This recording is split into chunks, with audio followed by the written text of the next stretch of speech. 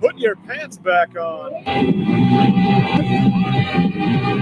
From Hollywood at Massapequa, Long Island, again, it's the Chevy Chase Show 30th Anniversary Special,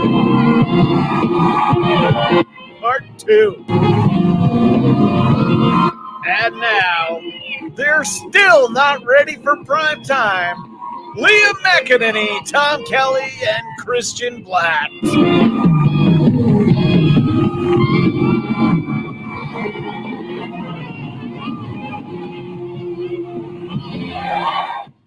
Oh my goodness. Thank you all so much for coming back for the continuation of our 30th anniversary celebration of the Chevy Chase Show, the premiere episode of the Chevy Chase Show, which we got through about 15 minutes of in the last 75-minute episode. So welcome to Bladtcast 560.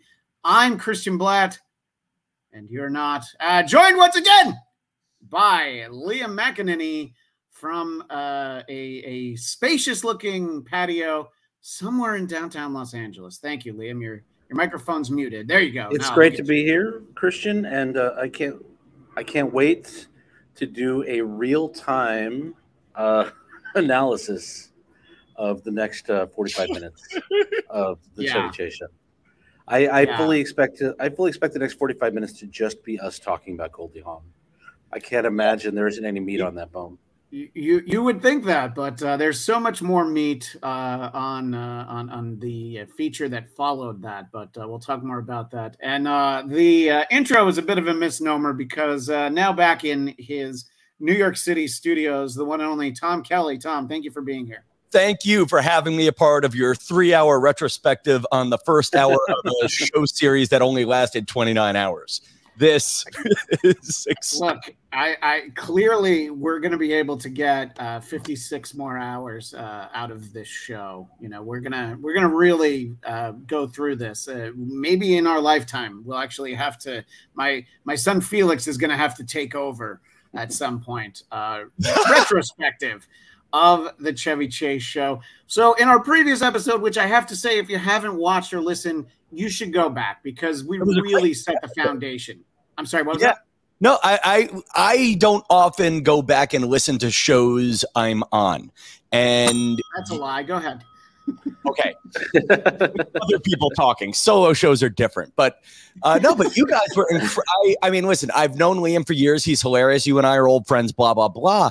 But it was such a thoughtful and knowledgeable show. I'm glad to be back for part 2 because you guys really know your stuff. I have to say I'm a little disappointed we didn't get as much time to talk about the Three Faces bit because there's so much to dissect, but we have to keep moving forward. There's no looking back at this point. I mean, it was just, not funny. And here's the thing. If we do continue talking about the Chevy Chase Show in the future and future podcasts, I now am aware of 2 additional occasions where it was played on the show. I thought it was only one on night 3. I believe it crept into week 2. So, don't worry. I thought that was a great place to leave. And so Chevy was like a 3-year-old who tells an unfunny joke and can't stop telling it. Well, look, there wasn't YouTube. You couldn't repurpose the clip. If you wanted people to see something that you spent a lot of money on, you just had to put it back on TV again. Look, there's a lot of things that we could isolate. I'm trying to get sort of the greatest hits of his interviews that we have from this show. And his first guest was Goldie Hawn. You'll take our word for it. He didn't intro her well, but let's just dive right into Goldie explaining why she's dressed the way she is. And, get ready for the next 20 minutes while we comment on our first clip. Let's dive right in, though. I'm going to preface this by saying this is go ahead. Sorry. The greatest fuck you in the history of television. There's just none better. I can't wait to talk about it. I can't wait to hear you talk about it. So let's go right to it. You look beautiful. Absolutely gorgeous. Thank you. But you know what? I wasn't going to wear shorts. No? Because I decided not to wear shorts. Me too. And No, but I came to the studio. Yeah. And I brought everything I was going to wear, which was, you know, jeans and boots and a thing and whatever. And my son Oliver said to me, Mom, that's what you wore on Whoopi's show. And I said, I realized Whoopi Goldberg? Yes. She's going to be here tonight. Oh, so you were... No, I mean, this is no lie. This is no lie. So these are my rehearsal clothes. Because I couldn't wear the same thing I wore on Whoopi's show. No. It was just because she's going to be here. Yeah. And boy, will she be P.O. And, you know, I mean, there's nothing like a lifetime in comedy and, you know, being caught by the seat of your pants and having to improvise, coming up with, boy, will she be PO'd. Now, obviously, he's on broadcast television for the first time in maybe a while. And you'll see him have some difficulty navigating topics, language. But, yeah, the lightning quick resources. Liam, I want to go to you immediately because I know how much you love this interview, but specifically the fact that it starts off this way with her not wanting to repeat the outfit she wore on Whoopi Goldberg's late night talk show. So here's the thing. Goldie Hawn, at this stage in her life, very famous, very wealthy. She has assistants. If she didn't have the outfit that she needed for the show, she could have very easily called her assistant and said, hey, bring another outfit. I'm going to be on this important show that a lot of people are going to see. But instead, she was like, you know what? Fuck it. Nobody's going to watch this thing. Nobody's going to care about it. Nobody's going to think about my interview tomorrow. I might as well just wear whatever slovenly, horrible denim half tuxedo I rolled in on.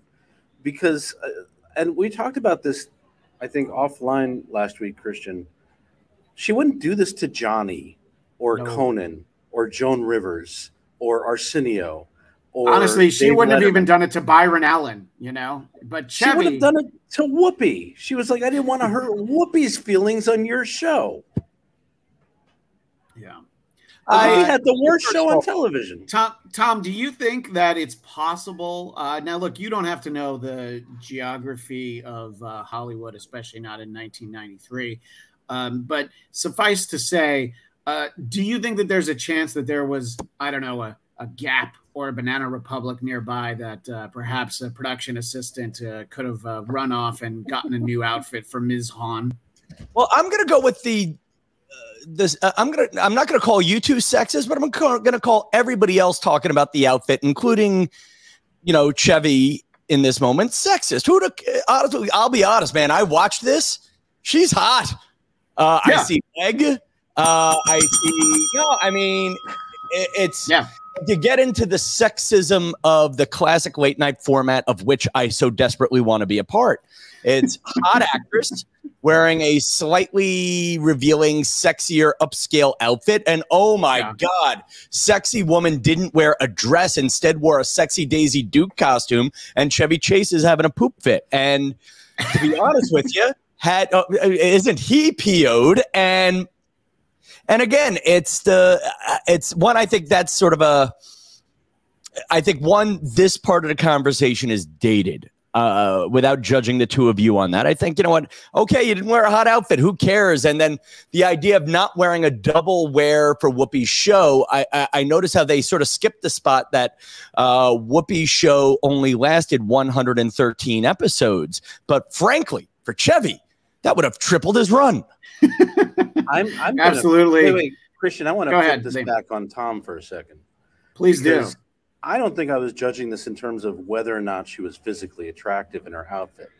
But you have to remember, in 93, late night wasn't this like hangout thing where people just showed up whatever they wanted and did carpool karaoke. In 93, people had this holdover from the Johnny Carson era where late night was this evening party. Everybody dressed up.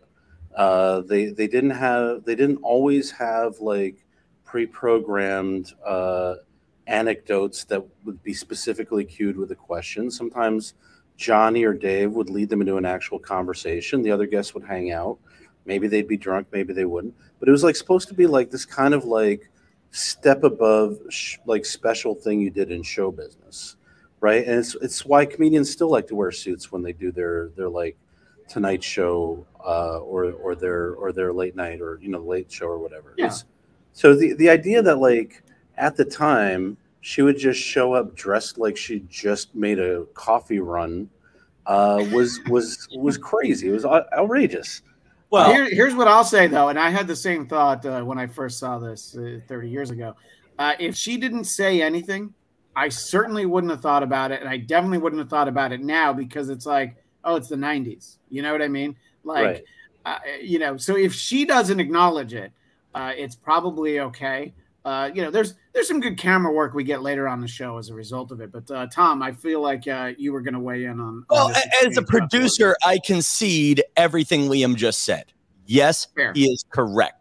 As a fan, a person watching it 30 years later, and maybe even at the moment, who gives a crap? Go be funny. I mean, a quick story, didn't want to repeat an outfit. Actually, that's a quick laugh for me. That's fine. But they dragged it out. Yeah. And I guess that's my point. You mean like their entire conversation? So, yeah, let's continue because we can talk. Go ahead. By the way, old friend of Chevy Chase is the greatest role of her career. And you can see how hard she's working to maintain it. Yeah, I know. She should definitely win some talk show award for that. Let's go. Let's fast forward a little bit further into the conversation. We move past the fact that she's wearing jorts on the Fox network. And we'll try to move past the fact that the camera is low. I remember the first thing you said to me, which was, "Hello." And you had a bag. Just it some was bag a filled with crocheted things. bag. It was a crocheted bag, yeah. I had a lot of stuff in it. Yeah. And it I looked went up like to a it. cow udder or something. Yeah, I believe it was a cow udder. And I just went up to it and said, cough. And we knew we had a hit right there. Yeah. Well, I can tell you that when, we were supposed to do this picture, and I'd never met you. And I remember the door opened, and you were standing there, and I remembered how tall you were and how handsome. And I really was kind of amazed, because I didn't expect you to look like that or be that tall or that, virile. And well, that was a few years ago. I haven't been able to get my serve up in a long time, really as well. There's one moment so we're going to pause this for a moment. Clearly, they fucked a lot of times. My question is, did they fuck that night after this?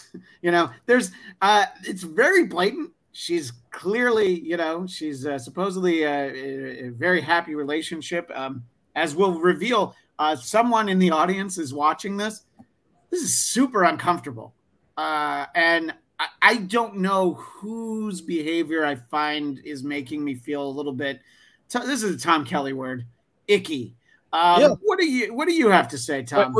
I'll lead with this. The only person who fucked Chevy during this run was the Fox network. Now, it was the American public by watching anything else. Yes. No, I actually. Not to defend Chevy Chase 30 years later on a show that lasted only 29 episodes. I don't mind the first minute of it. It's standard. It's stock. It's all right. Good-looking woman flirting with, guy in suit. I mean, taking Liam's everything Liam said that was intelligent about late-night programming and just adding one sentence to it is, yes, good-looking person, elevated late-night party, and the woman always flirts with our friend the host. And we're seeing that now. But again, same thing with the last clip you showed. It just starts to go on a little too much.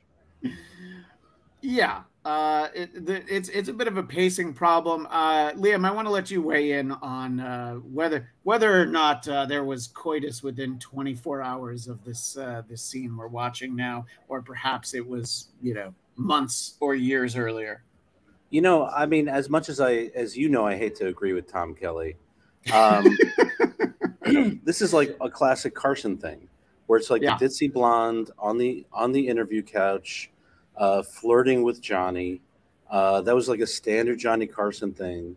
I think they're just bringing that kind of like relationship because with all the advertising that was like Chevy Chase is going to bring something new to late night, and he's really going to ram his meat into Dave's mouth or whatever that ad was. The fact is, this is such a standard late night show. This is so cookie cutter Johnny Carson from the 1970s, except nobody's wearing a loud suit. And what's very clear as I watch this is these are two people where the producers just kind of were like, we don't have to do too much prep because they're old friends.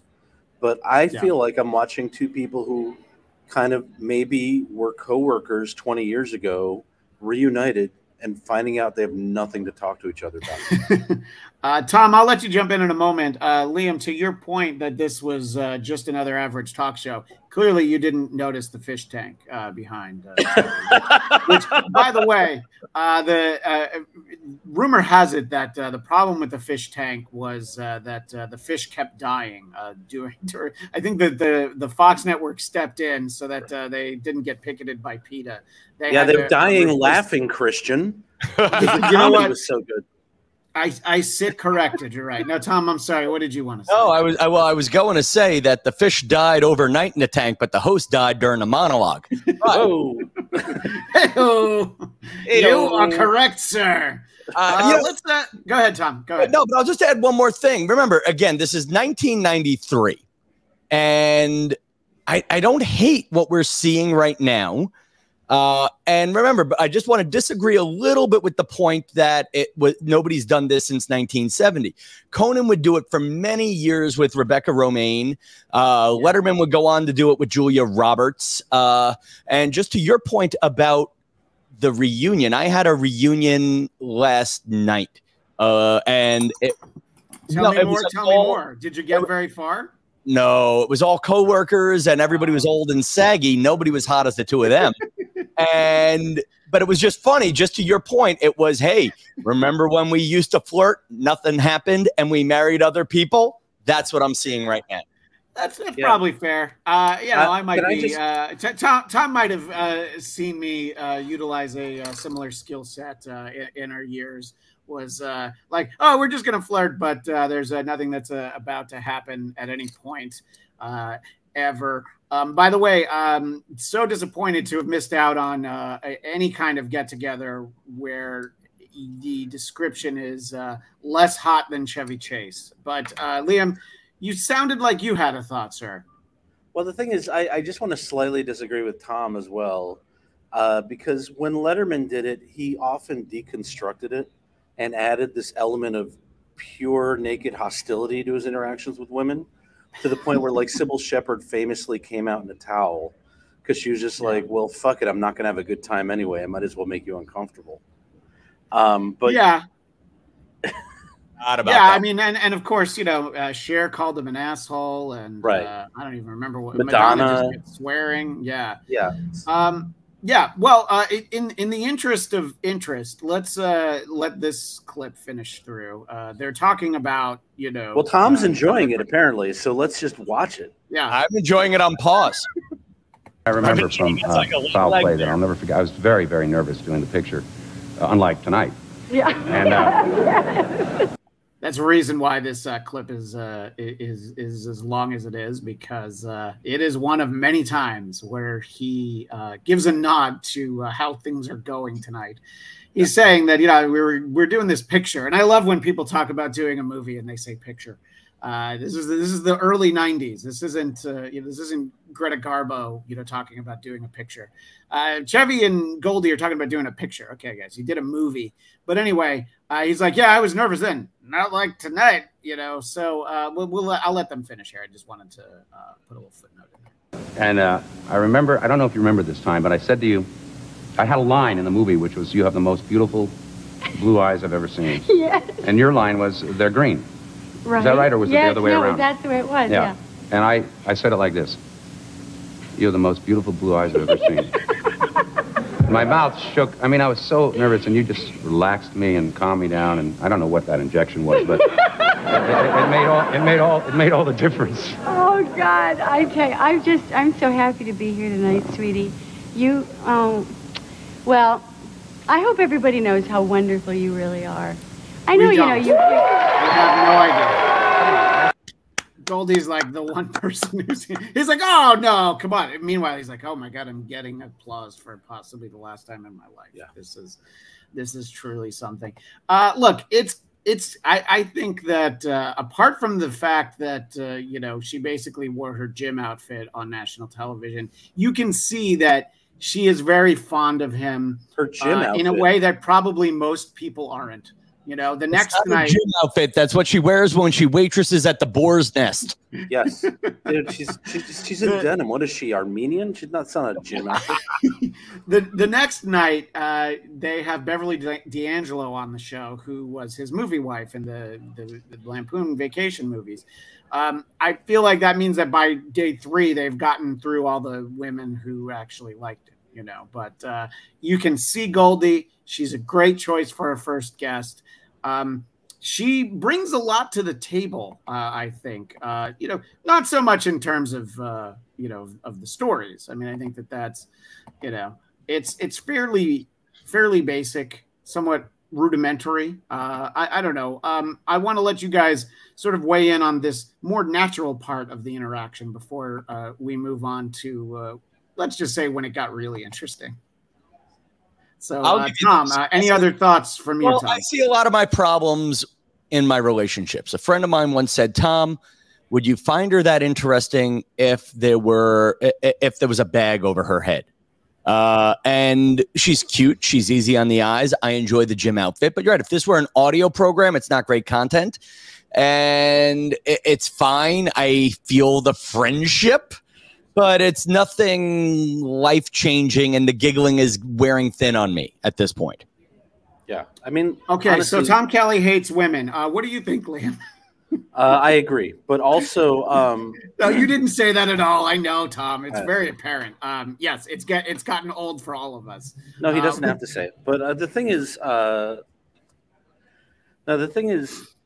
mean, look at... Nothing Chevy has said has, like, deserved the full body laugh that she gives everything that comes out of his mouth, right? It's like it comes off as very phony.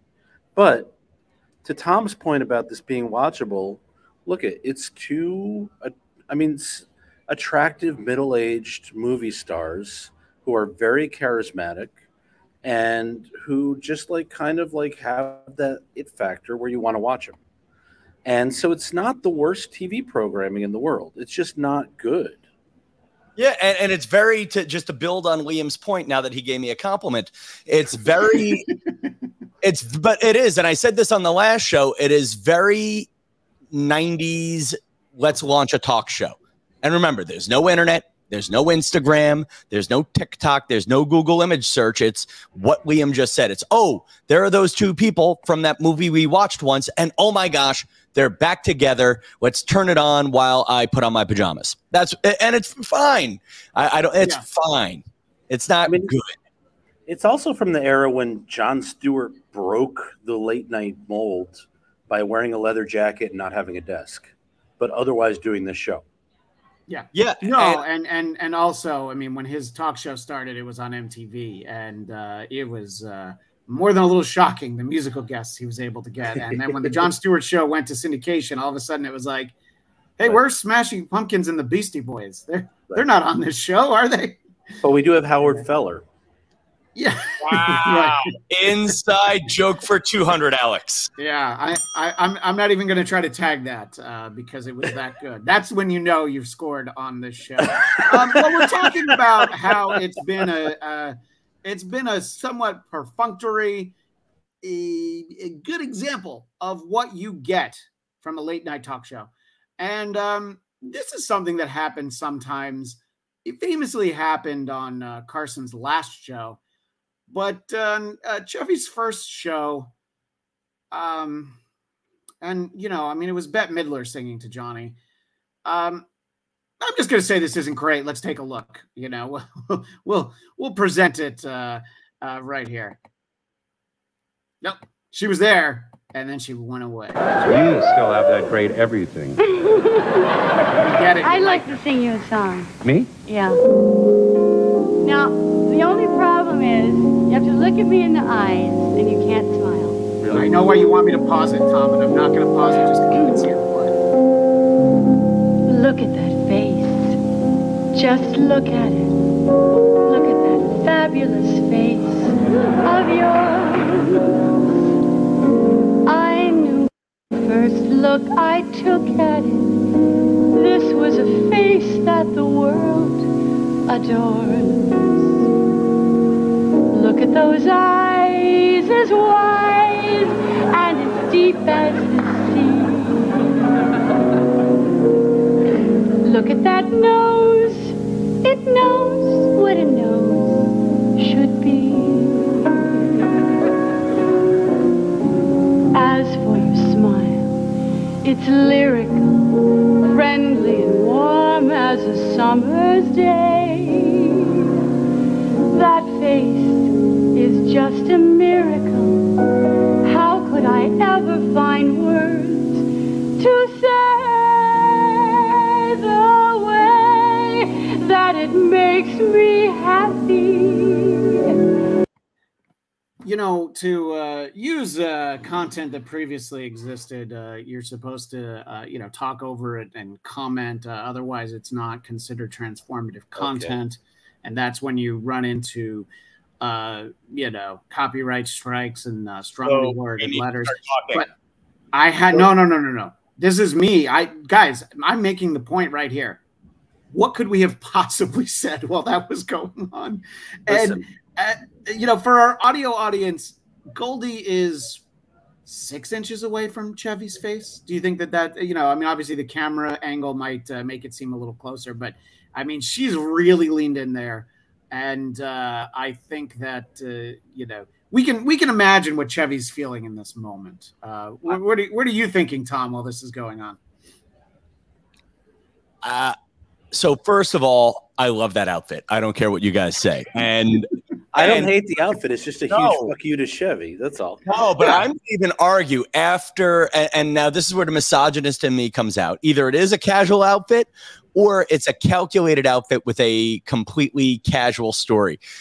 Her butt looks great in those jorts, the jean shorts. And frankly, she pointed her butt at the camera for this very slow romantic song. And I'm thinking now I want to take back everything I said about defending her casual outfit and say, this is calculated, dude. It's just a bad choice. She's doing everything Liam said about the party atmosphere, except she made the wrong choice. She has sexualized herself. She's singing her song. Again, in 1993, does this bother me? At the beginning of it, I liked it. Look, he's making, she sings about his eyes. He makes funny eye things. She sings about his nose moves. I think the age of TikTok has made this, it should have been a 20-second bit. And here we are in minute 4, and there's still probably 4 minutes after this. Tom, do you think her son was with her in the dressing room going, don't worry, Mom, your ass looks amazing in those jorts. You just got to shake your moneymaker at the camera, or else Daddy Kurt isn't going to be able to afford a bigger boat. Listen, if my mother had an ass like that. But I've seen the porn. I know how that is. I was expecting to get the greatest drop in Bladtcast history from Tom Kelly, but he was smart enough to not finish that statement. Hey, Chris, I haven't gotten enough of the song yet. I haven't gotten enough of this song yet. Go ahead. Can I tell you what I was thinking while I was watching this, though? Please. Which is, please. I don't think it's a coincidence that 8 years later, ISIS struck the Twin Towers.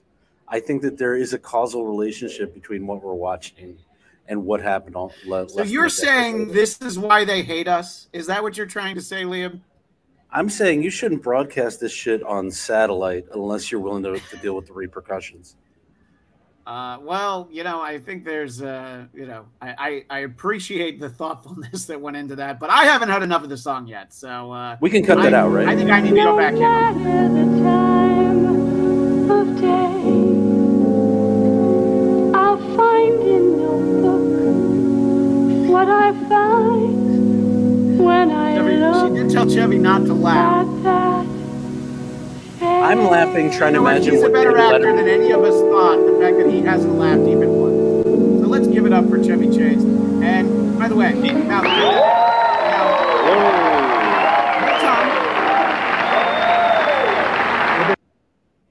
Can you imagine what David Letterman would do if exactly. a guest pulled that shit? I mean, What's like, that? seriously. I'm sorry, Liam. I was bantering over you. My mistake. Sorry. Oh, I'm sorry. I didn't hear you. What were you going to say? Can you imagine what David Letterman would do if Goldie Hawn pulled that shit on his show? I don't know. Probably invite him to that office upstairs.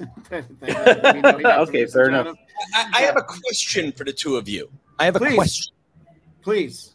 I remember, it's funny, right in that kiss moment, I remember that kiss was controversial, made press, it did something. What happened after, what happened with the general public the next day after that kiss? I didn't think anybody had watched, so I don't remember anything about that. But I remember there being hubbub. Maybe not good hubbub, that it was awkward. Well, I think Ty Webb should have been nervous that Snake Plissken might have been looking for him. You know, I think that that's what my concern would have been. It's so uncomfortable, and I mean, look, I know that it's a semi-casual conversation between two friends, but the segment producer, the director, everybody knew she was going to do that, and everybody's like, "That's a great idea, Goldie." You know, it wasn't. Well, you know, it wasn't Madonna or Cher, to use two names we just said. You know, someone who's not a singer, but you know, I think she meant well. It was well intentioned, and then there's a bit that just doesn't go well that follows up this moment. Let's take a look. They're talking about how she's one of your oldest, Ollie. Yeah. Oliver. And this is a little thing you don't know about, but I happen to know that it's his birthday today. I knew Ollie when he was 2. Yeah. And so he was about knee-high to a couple. And yeah. But today, September 7th, is his 17th birthday. Yes, it is. Can you believe that? Can you believe that? And I know he's here in the audience, too. I don't know if you know that, but he's right over there. Yeah. And I just think we ought to... Happy birthday, sweetie. Well, let's wait a minute. Let's get up. Come here. All right, Chevy's getting away from the desk. He's reinventing late night, everybody.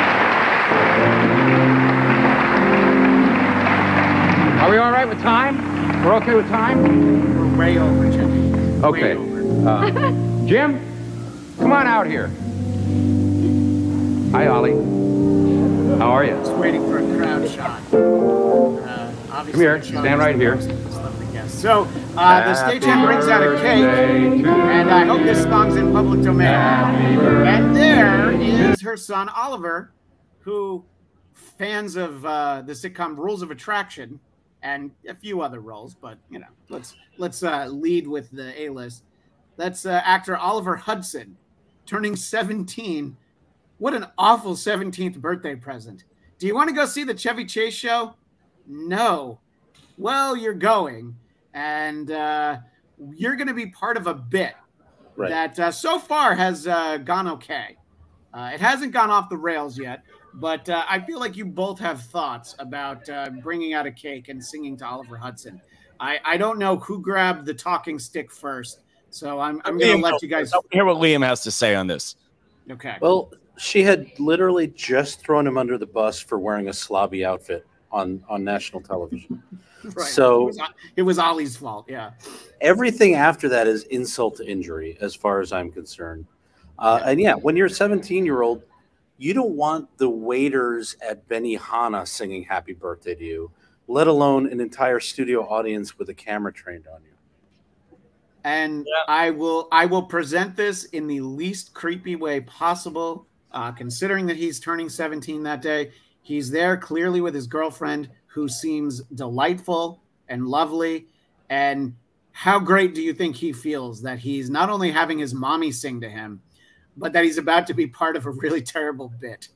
Tom, your thoughts before we resume. I like Liam's line on, I was going to say, this is network TV. This is frankly 9 o'clock at a TGI Fridays. We're on our 3rd birthday. And remember, this is at a time, 1993, only 3 late night shows, deal a meal commercials on the next channel, and this is the best we can come up with. You know, I guess that's my only complaint is it's the first show. It's just, this is easy. It's just too. Well, Tom, you're not taking into consideration the out-of-the-box thinking that went into the Chevy Chase show and what kind of rebel Chevy Chase is, because there's more than just happy birthday. Happy birthday. Girlfriend knows to sing along. Smart girl. Happy birthday. Thanks, Carl. Gotcha. But here he comes. And oh no, the cake goes on the floor. He dumps it right in front of him. I'm going to give credit to Chevy right here. Chevy leans in. Did his mom just kiss him on the mouth? I'd like to see a replay of that. I think that's her thing. I think we've established that. Wait. But Yeah. So, okay, so the cake has been dropped. Goldie runs over On the mouth.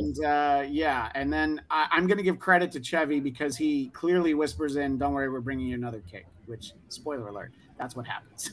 Is that there's another cake. All right, so the old we bring out this giant cake. We drop it on the studio floor. Tom, Can I just do you want defend to this for 1 apologize second? for talking about how this wasn't inventive enough? And then Liam, I'm sorry. I want to hear Liam so I can, honestly, I'm getting angry and I think Liam's about to make me madder. Go for it. I definitely want that. Yes. You won't like Tom when he's angry, Mr. McGee. It's happening. What 17-year-old doesn't dream of having Jim the stagehand as part of his big day? That's all I wanted to say.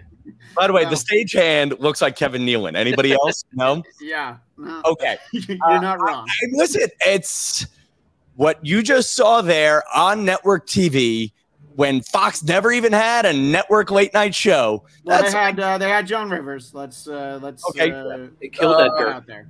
Rebutted and taken.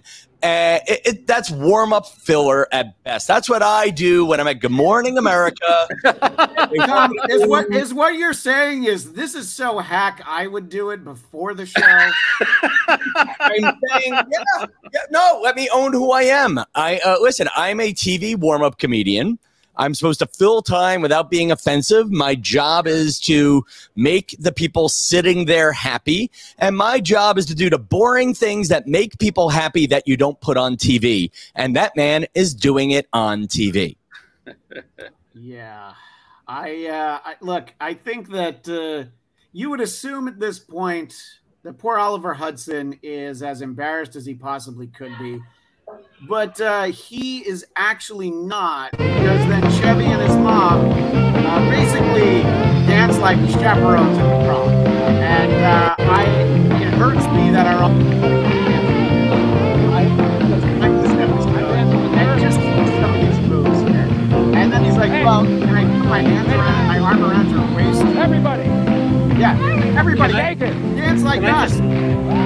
Can I just pause for 1 second? No, I'm going to just let it play with the audio. Okay. But go ahead. Tom was talking about how he's a warm-up guy and he would maybe do the cake thing during warm-up. Sure. I almost, to be a smartass, said, so you're saying you wouldn't have a dance-off during this interview either? And boom. And Boom means a dance-off. I mean, that's shit that, like, fucking you do at a sitcom taping when you're in hour 3 and the audience is falling asleep. Like, it's not what you do. That's all. Do you think Oliver Hudson has a framed photo? I'm gonna assume that he's cropped his girlfriend out because I don't believe that's who he went on to marry. So do you think he's got a framed photo of the oversized Costco? Although I think at this point it was Price Club cake that says "Happy Birthday, Oliver." I mean, what a great moment! And the thing that upsets me, by the way, is many years ago, we had Oliver Hudson on the old Dennis Miller radio show to promote Rules of Engagement, and I didn't know about this. I mean, our 8 minutes with him would have all been on this. Been like, oh, yeah, you like working with David Spade? Okay, great. Can we talk about your birthday on the Chevy Chase Show? Because, I mean, this show had everything. I mean, it's, I almost feel like Stefan just talking about the coolest club in New York. The Chevy Chase Show has everything. There's fish in a tank. There's jokes that don't land. There's bad dancing. There's cakes on the floor. And there's pizza. There's whiteface, 3 white faces, there's kabuki theater. There's literally everything on the Chevy Chase Show. I've got some great news for you, Christian. I'm pretty sure you can get Oliver Hudson for this show now. All right. Duly noted. I would love to see a fourth part where after we analyze this for 3 hours, you then bring on Oliver Hudson. You know what I mean? This is impossible. We're making jokes, but I think the idea of watching the premiere episode. Right. I agree. Of a show that lasted only 29 episodes, 29 times. I would rent a studio so that I could sit in person with Oliver. I'm not going to invite him to my home. I'm not going over to his place, but I would definitely, I'd pay for the hour rate, 2-hour rate for a studio and just dive right in there. Yeah, it's, I don't know. Is it just as simple as, hey, it's bad comedy? Look, we've all been around bad comedy. I would never throw the two of you under the bus. I've been responsible for bad comedy. I don't know that you guys ever have, but I have. Well, right? I know what it feels like. I can imagine what it feels like to be poor Ollie Hudson's girlfriend sitting there like, oh, I got to break up with this guy. What were you going to say, Tom? No, well, listen, the difference between what you're showing and bad comedy is, at least with bad comedy, somebody tried. There wasn't. You clearly did not see the cake, Tom. There was trying. It's, listen, but I don't want to disparage the mood. Listen, I'm good at my career has always been at elevating the room, not the show. And I have found a lot of my talent never quite translated through the screen to energize people. What you're watching there is great warm up. You have celebrities dancing. You have, Goldie Hawn in jorts looking sexy. Like it is. It's titillating. And then I could almost hear the guy on camera 3 like, get in on her ass. And I mean that for real. That's spoken like a guy who's been in a control room. That is absolutely. Yeah, get in on her butt. Yeah, and listen, and then you made the birthday kid feel good. He looks good in front of his very hot 90s girlfriend, where if I were still and listen, it's not pedophilia because I was 14 at the time for her being 17, but his girlfriend's cute in 90s terms. It's like the perfect little look at us, it's a bar mitzvah, yay, it's fine, but it's not TV.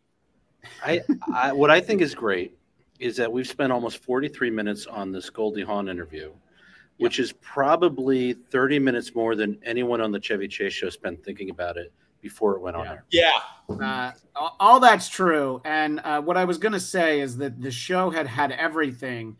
And we're about to get to the segment that Chevy was probably best known for, that he made the name for himself. But before we get to the update segment, Chevy's going to tease it for us. And I think he does a great job. Israel trades the PLO land for peace. Vince Coleman and 2 terrorists to be named later. Get all those details here on News Update, and we'll be back. I think I need to start it over. I want everybody to take it in how Chevy teases you, like, stay tuned through this commercial break because you're about to get comedy on the level of this. And, of course, next on News Update, Israel trades the PLO land for peace. Vince Coleman and 2 terrorists to be named later. Get all those details here on News Update, and we'll be back. Yeah, and I think, any Mets fan appreciates the shout out to Vince Coleman that we got there. But at the same time, we talked about how they clearly didn't believe on doing a take 2 on this show. There hadn't been rehearsal. I mean, he didn't get any of those words right. It would have been okay to be like, hey, can you start the band up again? Let's just go ahead and take that again. That's not even Chevy's job. That's someone else's job to say, hey, Chevy, can you give that to us again? And, I think that the thing that personally I, as a comedy nerd, as an SNL nerd, as a fan, what I was most excited about was the fact that Chevy's show was going to include a Weekend Update segment. And of course, they couldn't use the term Weekend Update because NBC was very territorial. Larry Bud Melman had to be called Calvert DeForest. A lot of stuff like that that had all just happened. So that was a terrible tease for it, but surely we were going to be in store for some real entertainment with the News Update segment. They called it News Update. Now, before we dive into the open, I want to know if I filibustered too long and either of you had something you wanted to chime in before we take a look at the News Update.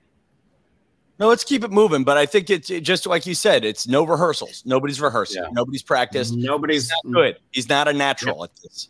Nobody's rehearsing. I would even say nobody put that in front of his face before he read it on camera. Yeah, I agree. That was the first time the cue card ink was wet. Let's take a look on how the update segment starts. I know, and I'll be home on time. This was his bit where he's on the phone. Yes, the shows go pretty long, but I'll be home for dinner. I love you, but you know the president is on the phone. He wants to congratulate me. He's got another phone. All right, I love you, honey. Ah. Hello, Mr. President. He hung up on the president. He's very upset. Good evening. I'm Chevy Chase.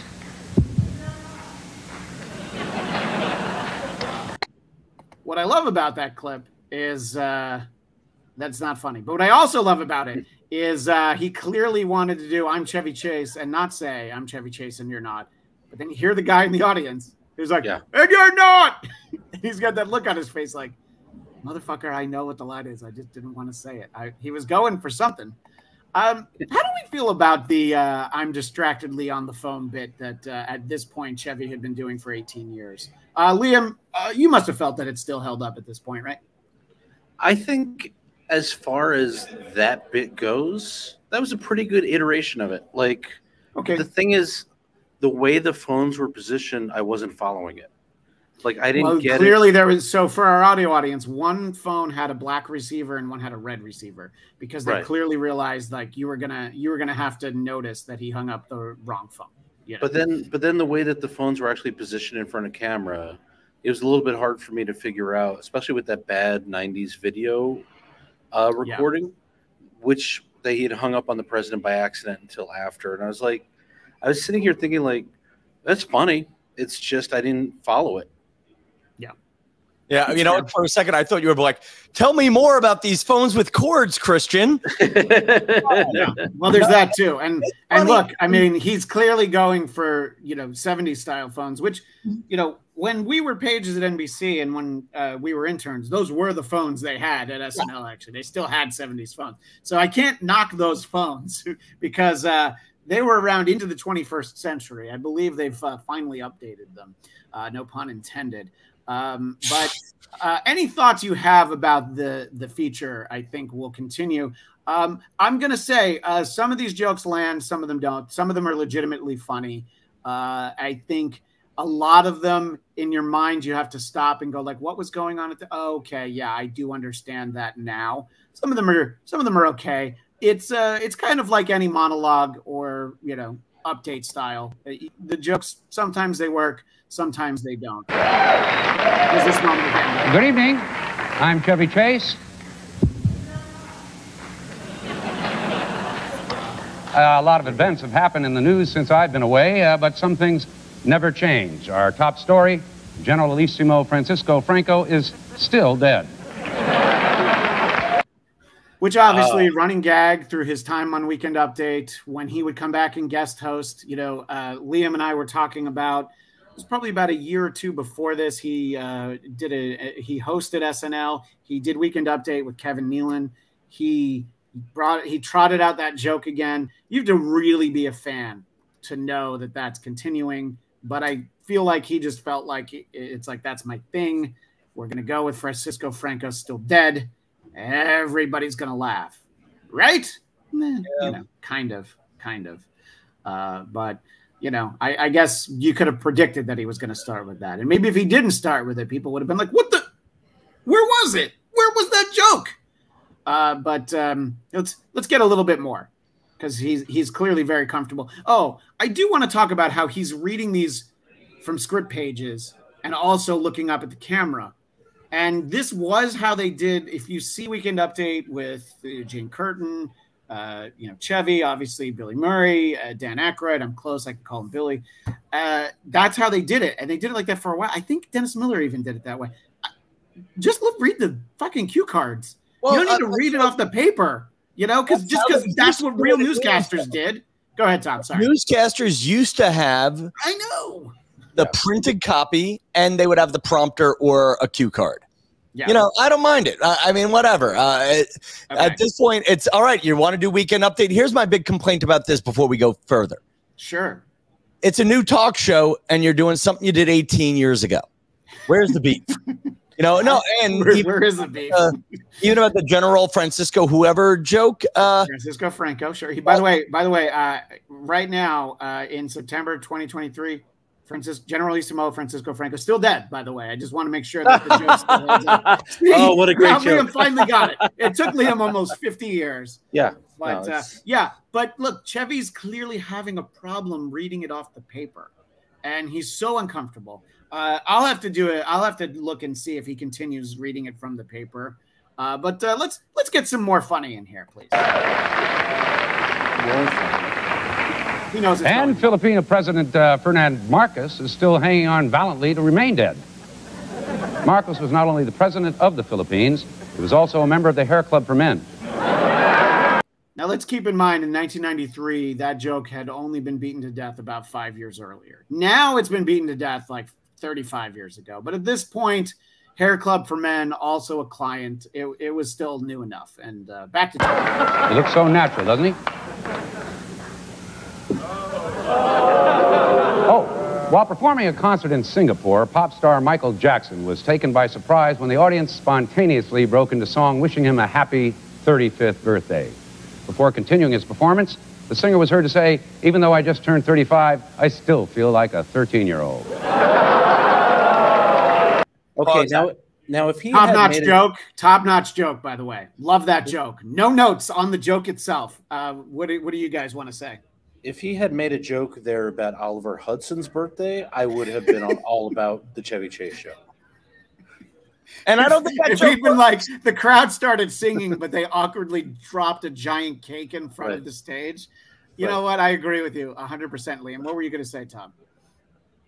He flubbed that joke. I'd love to play it again. He said, "I feel like a 13-year-old." Go back. Yeah. No. I mean, that's like I feel like a piece. Like if it were funny, it would be. And then Michael Jackson said, "I know I'm 35, but I still feel 13 years old." He said, "I still feel like I'm 13." No, I feel like a 13-year-old. It's almost like, can you buy me one? I still feel 13 years old is the joke. He screwed up. No. I think the joke is like, "Hey, I feel like a Coke. Could you get me a Coke?" Yeah, right. Exactly. I feel like a 13-year-old. Oh, I feel like a Quiznos toasted sandwich. I feel like a 13-year-old. If I were at home in 1993 and I had McEneany on Zoom to explain it, great joke. Fine. Okay. Well, now I rewound it a little bit, but I just turned 35. I still feel like a 13-year-old. Not having it. The story was very new. You know, who knows what Michael was actually up to, but the allegations were fairly new at this point. And in the Middle East this week, a major breakthrough. After months of negotiations, Israel has finally agreed to give the Palestinians a homeland.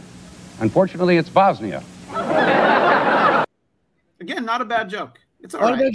Heavy, but that's a shock. I'll take it.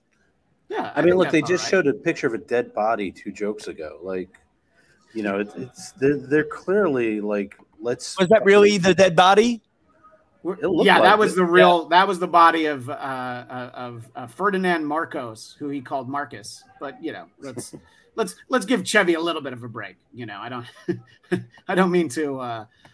You know, I don't want to hammer everything. You know, but yeah, I mean, look, I think that in general, the strength of the jokes for a segment like this, for a monologue, that's not all on Chevy. You know what I'm saying? It's just the delivery is why I've isolated several of these clips.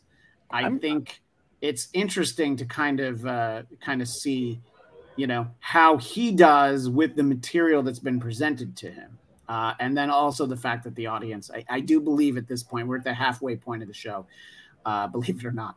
I think he's lost the audience by this point. That might be the case. I will say, when this show aired, I was squarely in the demographic that advertisers wanted to discover it.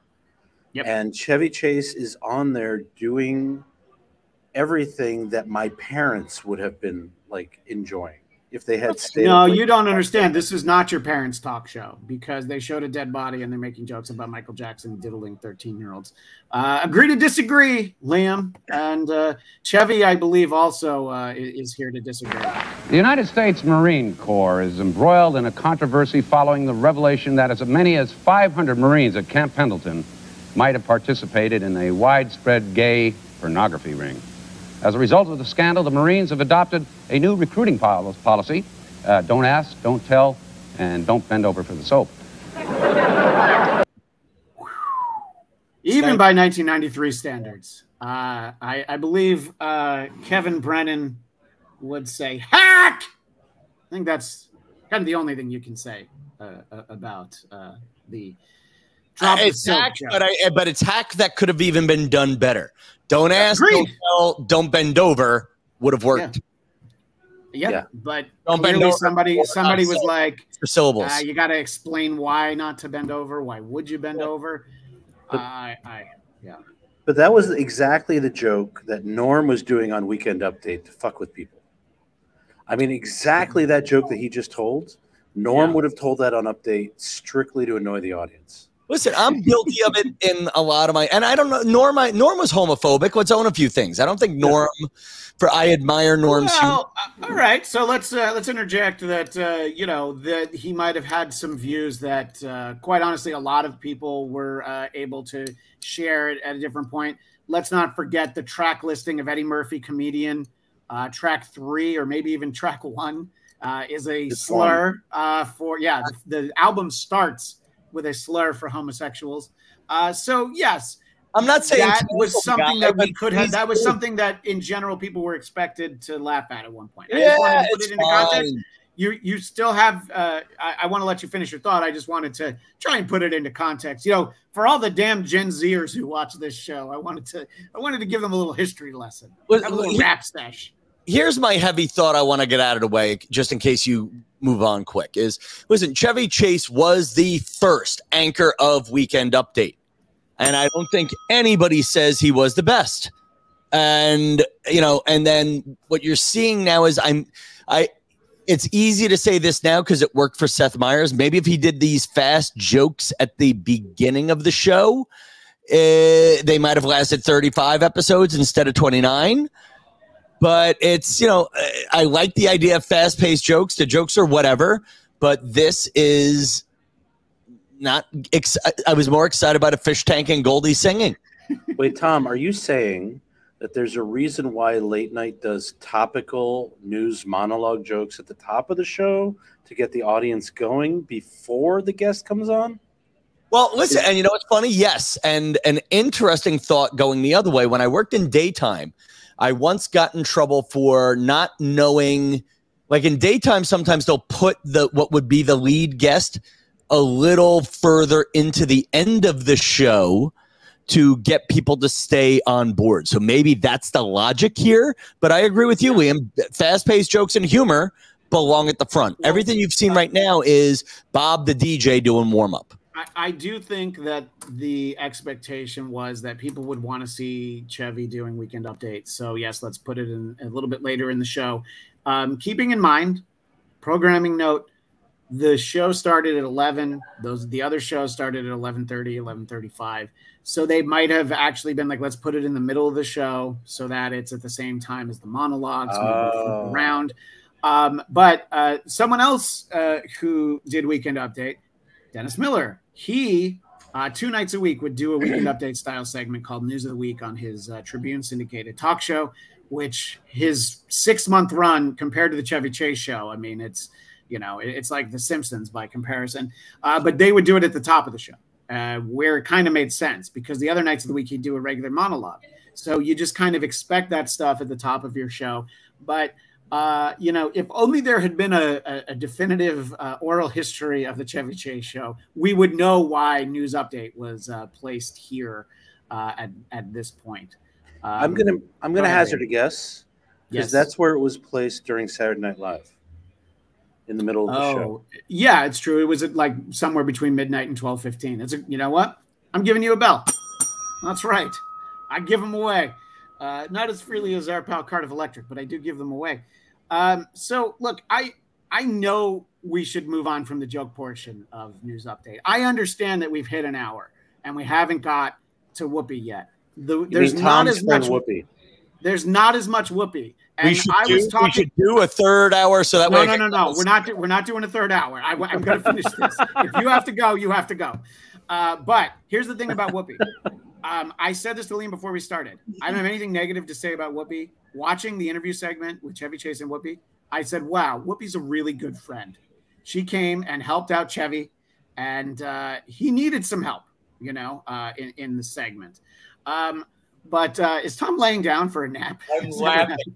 No, I'm just laughing at this whole thing, my friend. No, because I'm having so much fun with you guys, but I'm enjoying my time with you. I know your listeners and viewers are enjoying the time together, but we are being ridiculous.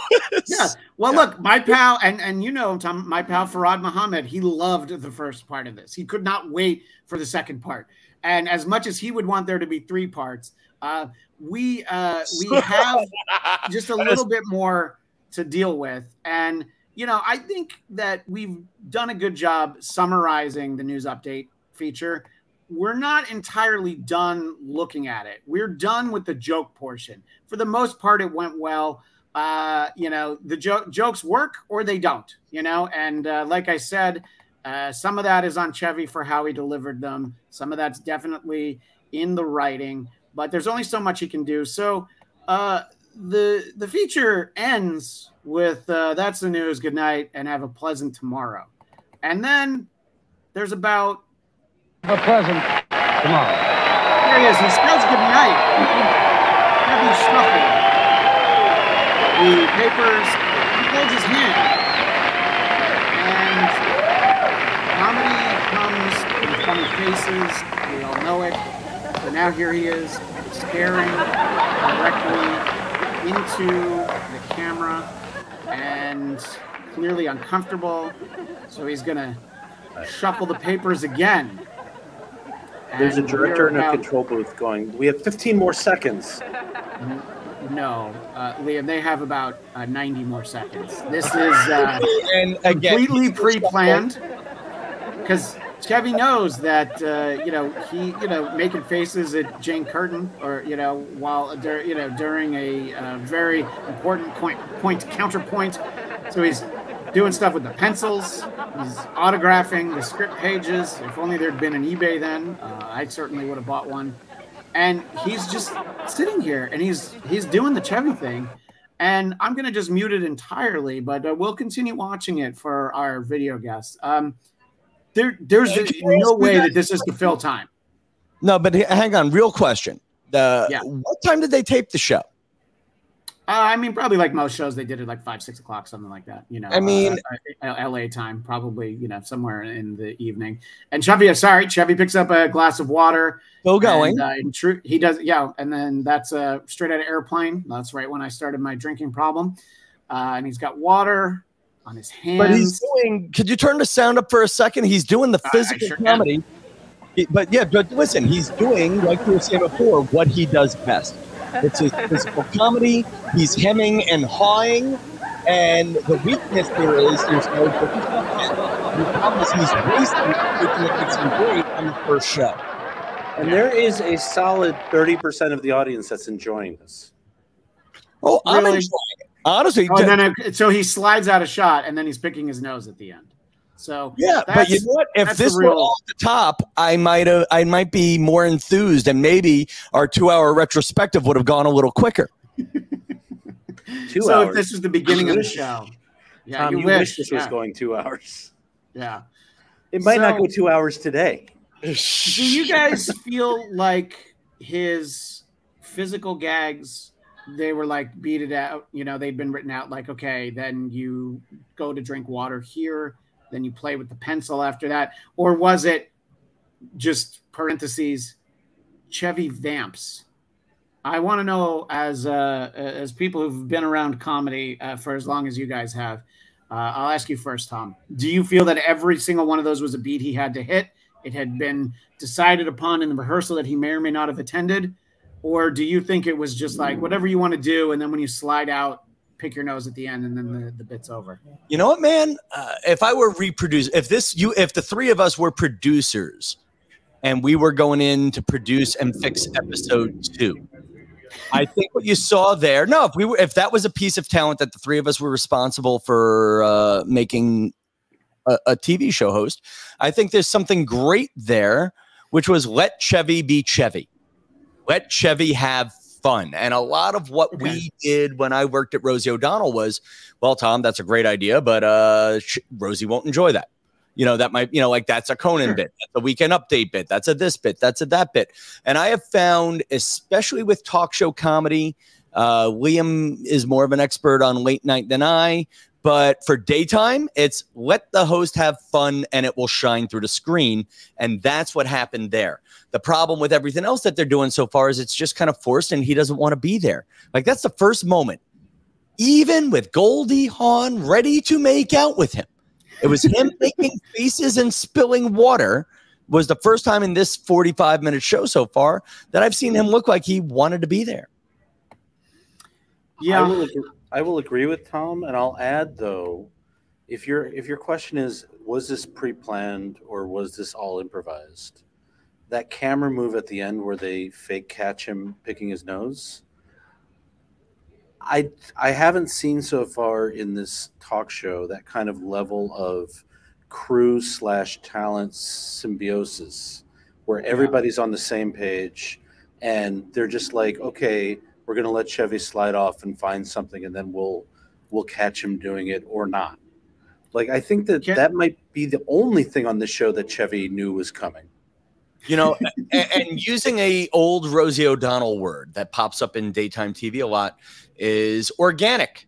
Rosie was using the word organic before it was cool. Say what you want there. Everything there was organic. Like sometimes you'll see in, I actually have my first podcast sponsor / Instagram sponsor that I'm going to be taping something for on Wednesday. And they just said, hey, can you make this Italian market funny? And what I saw, and then what you usually see is a script and it will say, Chevy, make this funny. What I saw there wasn't that. What I just saw there was, oh my God, this guy's actually having fun. Why can't we have more show? You know what? I think you might be right. He might have been having fun, but boy, was it still a very long bit. I mean, just really milking it and stretching it out. And in terms of the crew symbiosis, I will indeed borrow a 35-year-old joke from my former boss, Dennis Miller. I haven't seen choreography that stiff since the Lee Harvey Oswald prison transfer. But now we do finally get to our last guest of the evening. Can I just make one more point? Sure. Let me just finish my thought. I'm sorry. I apologize. The delightful Whoopi Goldberg is going to be here. And Tom, I meant everything that I said. I'm not just saying it because I know that you worked with her and I know how fond you are of her. I'm a fan of Whoopi Goldberg. She's a tremendous guest for a guy who is not comfortable doing what he's doing. But Liam, your thought before we dive into the clip of a unique gift that Whoopi has brought for Chevy. I think the time may have passed for this comment. We're going on to Tom's friend Whoopi now. But if I was the executive producer of that show, I would have seen that at the end of the news update and then said, let's do that at the top of the show, every show.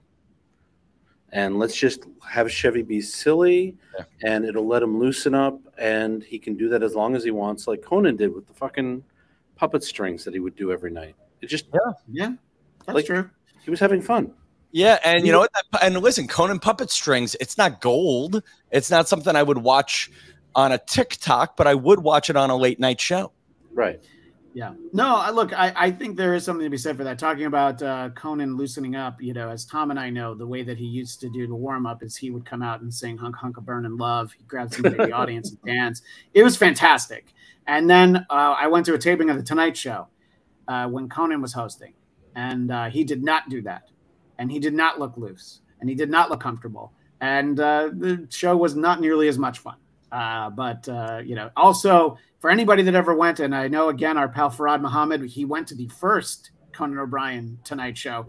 You were like, I don't know, a half a studio away from the stage where the audience was. It was a very badly designed set. And, one thing, you can say what you want about Leno going out and high-fiving people in the audience. That was his idea to bring the audience closer to him. I think that you really get that connection. You build it early on.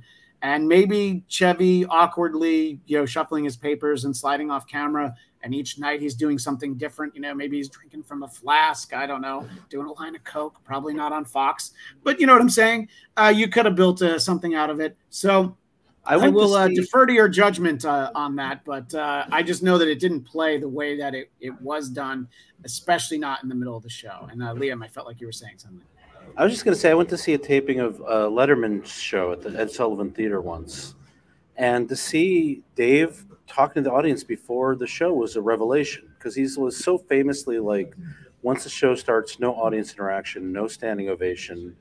If I have to talk to the audience, I want it tightly scripted in a game show format. And to see him before the taping just talking to people in the audience, riffing, being funny off the cuff, it was like, and that was his way of like getting comfortable and gauging the audience and seeing who was out there. Well, my humble brag is I went to more than one taping of Letterman at the Ed Sullivan Theater. Thank me very much. And I knew that they took audience questions. So one of the times I went, I immediately shot my hand up so that I would be the one to ask a question. And I stood up and I said, Dave, we all know what lovely singing voice you have. And I was hoping you could share one of your favorite songs with all of us. And he definitely chuckled. And he's like, yeah, no chance in hell, kid. But it was great. It was like, that's what I wanted. Right. And you definitely felt like he got looser. In the interest of time, we are going to set up our Whoopi Goldberg brings Chevy an unusual gift, perhaps a fortuitous gift, unfortunately for old Cornelius. But let's see how this. Do you feel too? Wait, let me help. What's the matter, baby? There you go. Thank you. That's what he's saying. Your white man scare me. Yeah, I bought. I didn't know there were any. What? I bought that for you. That's for you. That's an opening. Should I open it? Yeah, please. All right. Okay. Because I want you to succeed where I was not able. I want to save this paper because we recycle in our house. As well you should. And this is frightening, honey. This is beautiful. What? Oh, how sweet of you. Yeah. I thought you'd like them. Pair of ladies' shoes. Yeah, are they my size? They might be a little tight on you, but these are the shoes I danced in in the opening of my show, and I wanted to give you a good luck present. Of course, my show didn't do all that well, but this is my heart. Oh, that's not true. Well, no, baby. But so. No, there's an old test of that. Your show did very. Sorry, Chevy picks up her shoe and that's an easy joke. I would have done that. No, I wanted to tell the audio audience why I stopped it. So Chevy, I should have set it up better. Chevy smells the inside of her shoe. That is actually very funny. He does more with the shoes though, so it's a little bit more. But yeah, so your show did very well. Well, what are you doing now? Since you're, I don't know what to do with these. Are just put them up on the thing. Oh man, what are they, spikes? Let's put them right here. Could be. There we are. It went to his dick. Yeah, I was gonna say. So he put the high heel shoes underneath the desk, and the joke was that he squashed his testicles with them. I'm told that that's something that people enjoy and pay extra for. I'm told. I don't know anything about it. I don't know anyone who knows anything about that. But I think that it is a thoughtful gift, but knowing the spoiler for how things go with the Chevy Chase show, obviously it is a fairly funny gift. It's a fairly ironic gift. Chevy seems to be a little prescient here, but again, Whoopi Goldberg is a great friend in this next clip that we have. Show's going the way mine is about to go. That's my fault. It didn't. It started playing before we heard it, so let's hear what he says to her. What are you doing with yourself now that your show's going the way mine is about to go? No. Now that's why I'm here. I'm here to tell you to put all that garbage out of your mind. You're gonna have the greatest time. People are gonna come out and say the dumbest stuff and floor you, and you have to go on. I thought Yeah, this would be where Ron Howard as the announcer comes in. He didn't. because he did not have fun. He did not go on to have a fun time. I think it's a fairly accurate assessment there. And I'm sorry, Tom, what were you going to say? No, well, one, it's nice to see a young Whoopi. I haven't, like as a man who grew up with older Whoopi 20 years after this. But a fun story is Whoopi is known for her love of shoes. She has a shoe rack in her dressing room at The View, and they're generally nice shoes that are loaned to her or given to her that she'll wear once or twice on TV and then give away to friends and charities. I used to have one pair of her shoes that I wore for a few weeks. I would wear every couple of weeks to be fun and and show off energy. They were kind of like bi-gender shoes, whatever you want to call them, or what do you call things that can be worn? Unisex. Gender neutral. Yeah, gender neutral. Thank you.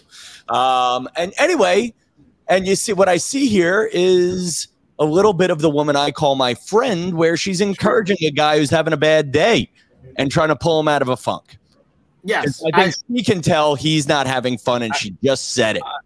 1,000%. And that's why I said she is a great friend.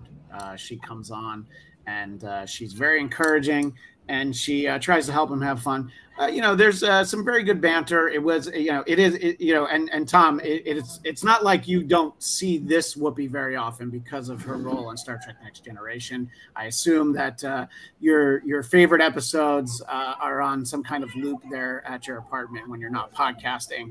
So she probably shows up at least 2-3 times a week. But I know what you're saying. Seeing her in this interview setting. I have something specific I want to set up for one of our last clips here.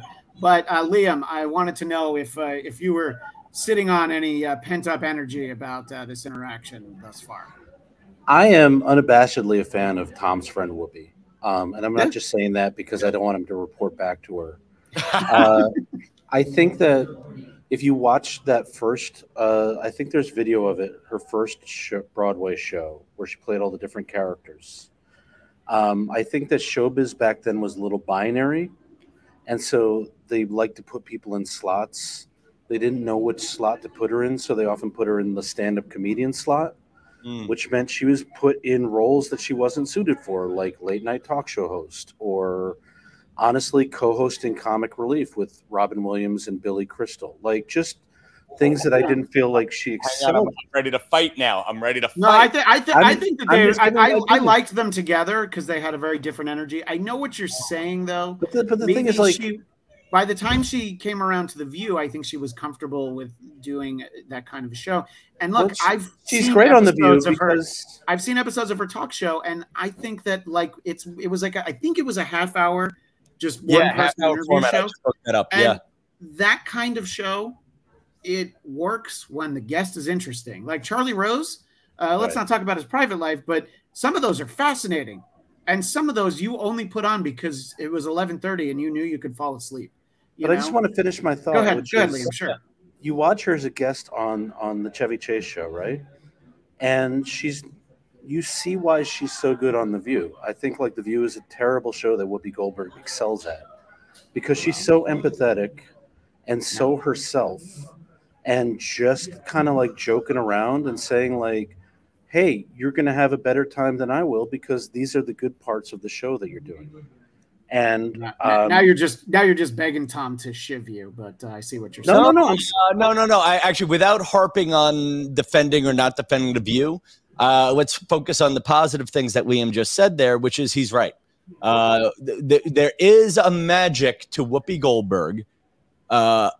And I'm also saying this not just as a person who considers her a friend, but I grew up admiring her. I actually loved her on Comic Relief, but she does elevate things. I loved Jumpin' Jack Flash. Burglar was pretty good, but I definitely watched Jumpin' Jack Flash on HBO many, many times. But what you're seeing there is, but building on Liam's thought, what you're seeing there is Whoopi's ability to just show up and elevate something. Yeah. Yeah.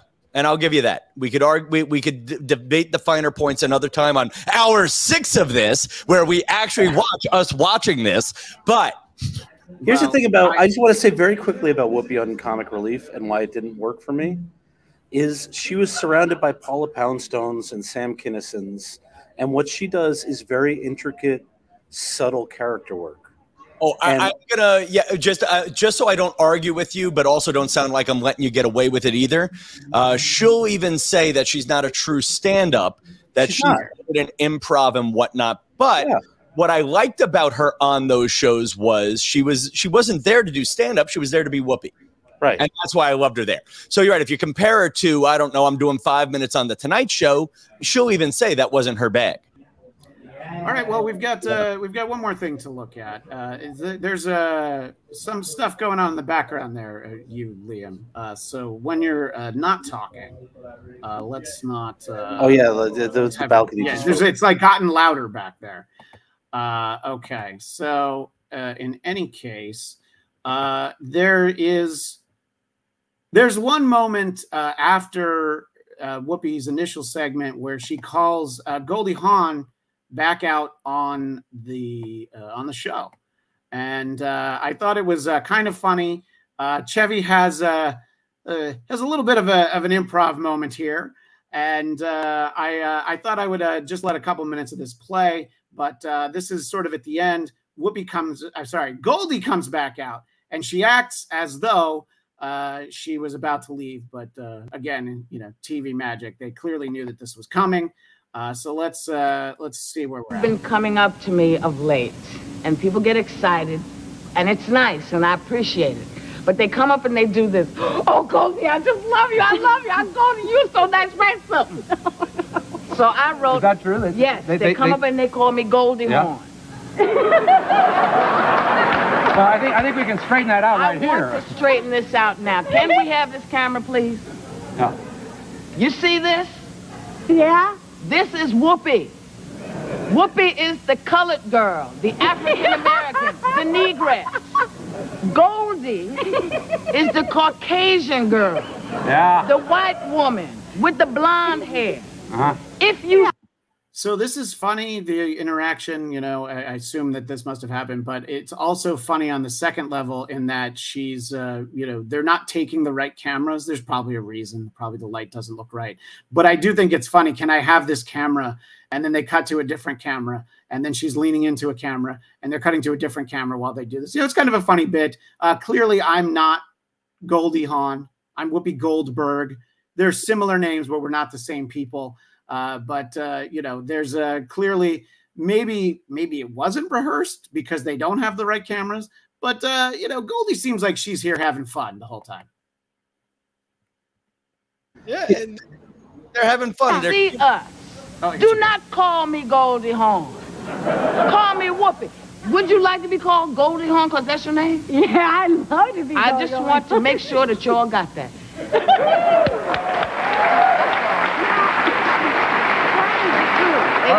That is the truth. Let's not lose our composure here. There's a lot of Negress and Goldie, too. We'll be right back after this commercial. Chevy with a little throwaway line that perhaps, ill-conceived, could have dipped out of the audio on that.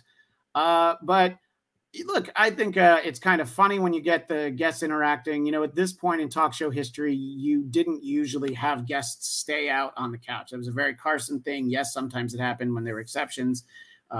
Obviously, the granddaddy of them all being, Norm Macdonald staying out on the couch when Courtney Thorne-Smith comes on to promote the Carrot Top movie. But very rarely did you get those moments. Burt Reynolds and Mark Summers is another one that comes to mind.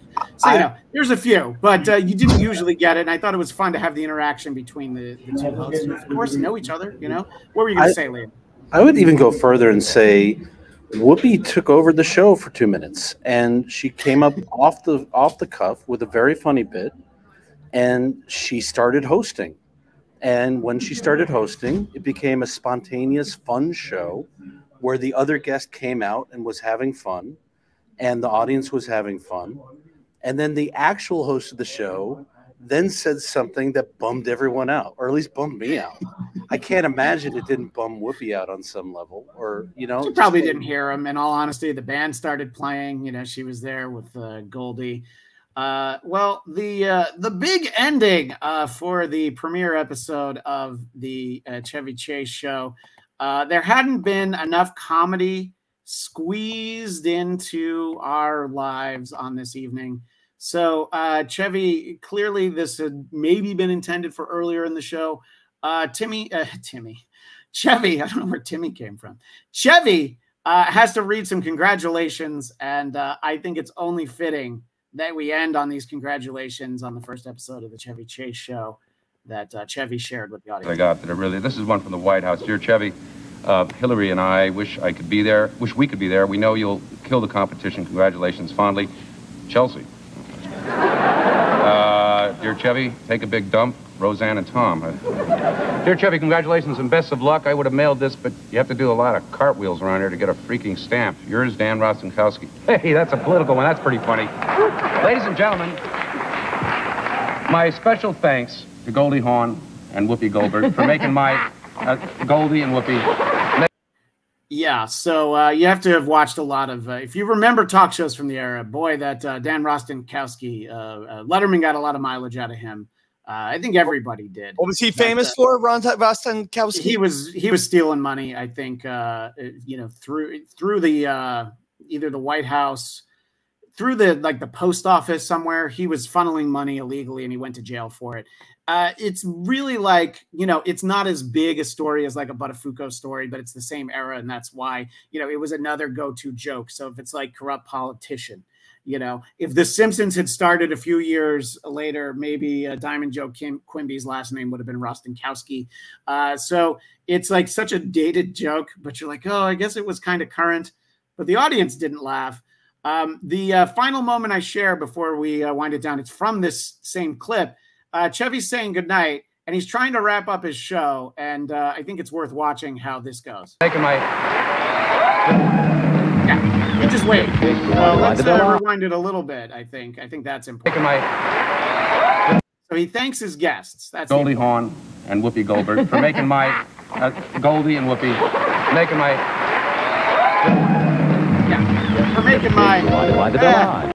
guests of the Chevy Chase Show, which I hope that that hotel appreciates living on in infamy.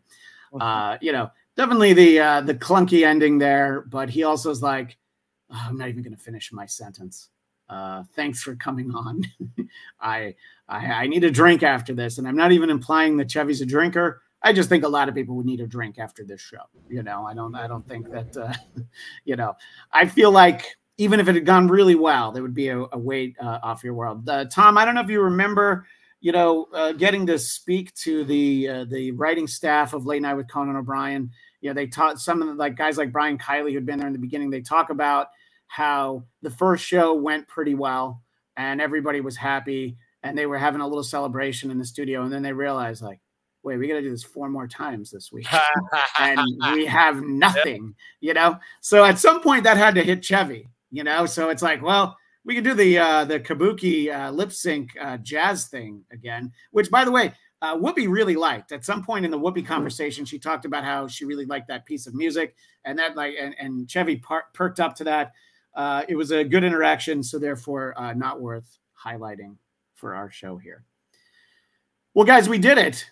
We made it to the end of the first episode of the Chevy Chase Show in a runtime that would have really covered all, the first 3 about, if we had just instead talked about, just watched them in a linear fashion, watched a supercut of the first 3 episodes.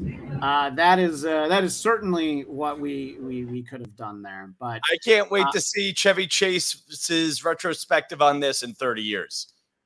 Oh yeah, we're gonna watch the clips of us watching clips sometime in well, it'd have to be 2053, I guess. And we can joke about it right now, but I feel like that's a reasonable expectation all across the board.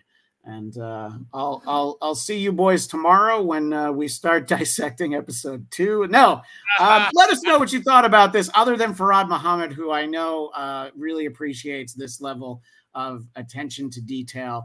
And if you appreciate attention to detail for television, you will love our next episode of the Bladtcast, episode 561, I sit down with a mutual friend of Tom and mine, our pal Ron Mata, and we review some epic, very special episodes from sitcoms, including the GOAT, the granddaddy of a very special episodes, the Different Strokes episode. And if you know the show I'm talking about, Gordon Jump. Yes, the Bicycle Man. We talk about the Bicycle Man. We talk about how would you like a Sunday? Exactly. We talk about an episode of Too Close for Comfort that I only realized existed about a year and a half ago, and Ron remembered very well, where Jim J. Bullock's character, Monroe, is abducted and raped by two women, and it is played for laughs. Wait, no. Oh, yeah. Seriously? I'll send you a link. Yeah, it's on Tubi. Yeah. Please do. Oh, my God. Ted Knight is stellar in this performance. And then we try to lighten the mood just a little with the Doobie Brothers episode of What's Happening. So which Doobie you be? Which Doobie you be? Yeah, which one of the guys in the Doobie Brothers said that, every time they play a concert, at least one person's supposed to listen to it, which I love. I love that idea. So you'll be able to find that next time on the Bladtcast. And you can find me on Twitter, Instagram, @ChristianDMZ. And, of course, the show I'm a part of, Who Are These Broadcasters? Tuesdays at noon Pacific, 3 p.m. Eastern on the Who Are These Podcasts network. Liam, if you want to be found, where can you do that? I have a couple of albums on Spotify, Tidal, Amazon, wherever you're streaming them. And I make a little bit of money every time you stream them. And I mean a little bit of money, but I do make a couple cents. So that's always good. And look, other than that, it's been a pleasure to watch not only the first episode of the Chevy Chase Show, but also the beginning of the unraveling of Christian and Tom's friendship. Right here live. You didn't know us in the 90s. Don't worry. Yeah, you've never been with us when we've tried to perform in front of an audience together. Oh God! But I'll tell you this: if you want to find me, you can catch me watching the Too Close for Comfort episode. This is incredible. I believe it's from season 4, and I believe it's called For Every Man There Are Two Women. I think that's what there it is. Yeah, there it is. I mean, Ron and I will dive into it, but they knew what they had because they filmed it for a season, and then it didn't air until the summer after the following season. So they kind of realized, like, oh. So yeah, we talk a lot about it, but obviously the lead, the big story. Can I read Bicycle Man? Please. Can I read the storyline? Monroe is kidnapped and raped by two women in a van. When the police dismiss Monroe's story, Henry searches for the rapist himself. Wow. And Henry shows up naked and is like, "Ladies, do what you will." Oh, you jest, Liam, but I don't want to give it away. But there's more to that story than there might seem otherwise. But that'll be next time on our show. And Tom, where other than watching Too Close for Comfort and maybe the Doobie Brothers episode of What's Happening, I don't know, maybe you want to watch that. It's two-parters. Actually, the Too Close for Comfort episode is the only one that's only a one-parter. All the others are two-parters that we discuss. TomKellyShow.com. I have a podcast there. I have some great Instagram content, but none of it is as good as what the next episode of the Bladtcast is going to be. Holy cow. I'm doing the DB thing of listening to you guys and Googling what you're talking about. This next podcast of the Bladtcast is wow. I have nothing. Don't even listen to my stuff. I got stuff next week. Don't bother. But of course, you can also follow Tom Kelly Show. And as I mentioned, I'm at Christian DMZ. And that very special episode is not this time. That'll be next time on the Bladtcast. Thank you, gentlemen. It was a pleasure. And we will see you.